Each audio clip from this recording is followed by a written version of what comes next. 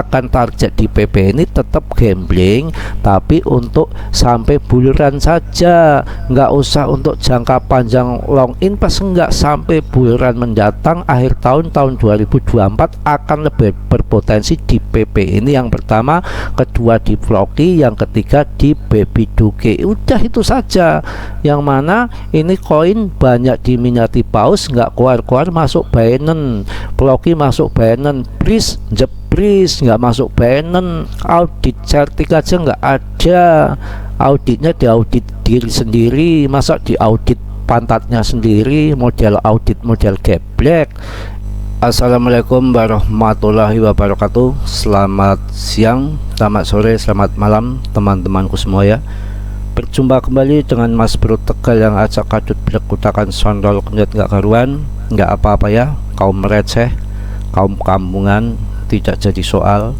Yang penting di sini Mas Bro akan memberikan edukasi kepada pemula-pemula, terutama untuk supaya cuan, supaya cerdas, supaya pinter, basic bermain kripto. Dan saya akan memilihkan daripada koin-koin yang mana koin ini akan saya hari ini akan memberitakan ataupun mau menganalisa sebuah koin micin, Floki, dan PP. Bukan berarti Mas Bro mengajak Anda untuk FOMO ataupun Mas Bro memberikan harapan-harapan palsu belaka, ayo RP1, ayo Binance pasti Anda jadi jutawan margiah. Bukan begitu. Ini itu meme coin ya, porsinya harus kecil. Ini itu meme coin, portonya Anda masuk ke sini itu jangan terlalu besar, kecil-kecilan saja. Kalau jika nanti gagal tidak sesuai dengan harapan kita nggak kecewa dan nggak menjadi miskin. Jika nanti ini terbang karena meme coin, kalau naik itu tinggi, walaupun modal kecil ya dapatnya lumayan, disyukuri begitu saja. Dan ini Mas Bro bukan mengajak Anda untuk menghayal, bukan. Ini meme coin, koin micin. Tetap saja di sini kita main game, gambling ya. Jadi Mas Bro tidak akan menjanjikan yang muluk-muluk. Cuma saya akan ngasih tahu, Mas Bro di sini akan memberikan edukasi, akan menuntun koin mana yang akan lebih berpotensi, terutama di meme coin. Di sini Mas Bro akan mengedukasi bagi orang-orang yang receh, bagi orang-orang yang modalnya kecil, berharap uang besar. Saya akan menuntun mana koin-koin yang lebih berpotensi dari ratusan koin yang ada, dengan analisa dan pertimbangan yang matang tentunya, nggak main asal-asalan. Apalagi ini koin micin yang kita katakan akan gambling. Saya menyarankan yaitu masuk di PP, kemudian di Floki, kemudian di Baby Doge. Udah itu aja. Pertimbangannya apa? Baby Doge itu belum masuk Binance, holdernya banyak, komunitasnya kuat, barangkali nanti harganya naik. Itu satu untuk Baby Doge. Tapi porsinya, portonya kecil aja, jangan banyak-banyak ya. Yang keduanya masuk ke Floki. Pertimbangannya apa? Floki ini nggak koar-koar, punya pihak barat, masih ada hubungan keluarga dengan Elon Musk kalau nggak salah, Gimbal Mas atau siapa, dan ini sudah masuk Binance. Jadi ini salah satu pertimbangan ataupun analisa akan lebih punya potensi dan harapan ke depan untuk cuan dibanding dengan koin-koin yang lain. Yang berikutnya adalah PP di jaringan Ethereum, yang mana tidak banyak keluar-keluar, tiba-tiba thread masuk Binance. Ini salah satu jadi pertimbangan dan analisa dari ketiga koin itu. Kenapa saya milih ketiga koin itu? Kalau Baby Doge itu market capnya juga lebih besar dari Breeze yang pertama.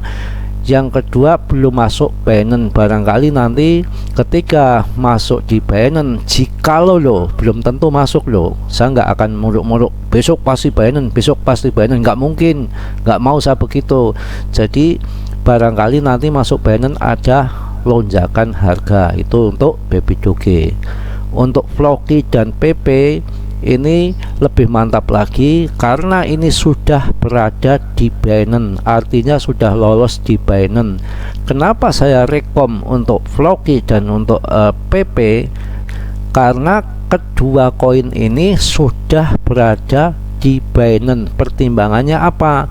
Ketika nanti next bulan yang akan datang, jelas akan lebih berpotensi untuk naik karena sudah berada di Binance, yang mana banyak sekali keuangan ataupun pelaku pasar ataupun well di Binance yang mungkin akan membeli daripada koin ini. Jadi potensinya akan lebih besar dibanding dengan koin BRIS umpamanya. Ini meme coin bro ya, ini micin. Sudahlah, nggak usah bicara project, gambling, game untung-untungan. Kalau kita gagal ya bajul buntung gitu saja. Kenapa saya bilang ini game dan ini adalah untung-untungan? Memang kenyataannya seperti itu. Nah kalau BRIS kan tiap hari kan partnership, omong kosong. Yang namanya project ataupun partnership ataupun tetek bengek, yang namanya meme coin itu sudah jelas ece-ece, sudah jelas omong kosong ya, sudah jelas project abal-abal. Udah nggak usah berbicara promo-promo lagi masalah meme coin dengan project omong kosong. Toh kalau ada project, selama ini ada project, naik nggak harganya? Untung nggak kita? Keuntungan project buat siapa ya? Buat depnya yang bilang kerjasama ini, partnership ini, nyatanya apa? Ya udahlah, kita jangan bermimpi yang menghayal-hayal yang RP1 Binance ataupun yang jutawan-jutawan itu. Ini meme coin, nggak BRIS, nggak Floki, nggak PP, nggak Baby Doge, semua game, semua gambling, semua judi. Itu aja udah selesai. Tapi saya akan memberikan rekomen koin yang akan lebih berpotensi secara masuk akal, secara nalar, ya ada di Floki sama di PP, yang mana sudah ada di Binance ya. Jaringan ETH yang banyak paus, banyak well di situ. Nanti bull market yang akan datang akan lebih kenceng naiknya untuk Floki dan untuk daripada PP, daripada koin yang lain yang belum masuk dari Binance. Itu jelas. Kita berpikir yang normal, yang waras saja. BRIS saya beli, masuk Binance aja nggak lolos, audit sertik aja nggak punya, di auditnya dia sendiri yang audit geblek. Nah ini mantep PP, Floki nggak usah banyak cincong, tiba-tiba Binance. Ini Floki naik berapa? 10% tuh di Indodax. Kan seperti itu ya. Penjualan pembeliannya juga slow, santai, begitu saja. Nggak usah. Kalau modal BRIS kan begitu ada kenaikan sedikit 1%, 2% aja penjualannya lebih gila-gilaan lagi. Artinya apa? Di situ orang gambling semua, nggak ada yang holder ya. Holder orang-orang yang on aja, semua itu pada cari momen untuk scalpingan saja. Tapi kalau untuk Floki, untuk daripada sama PP ini masih banyak holder yang menghul, masih banyak investor. Apa tandanya? Market capnya lebih gede daripada BRIS ataupun yang lain untuk urusan micin ya. Kita lihat di top CMC nya. Oke.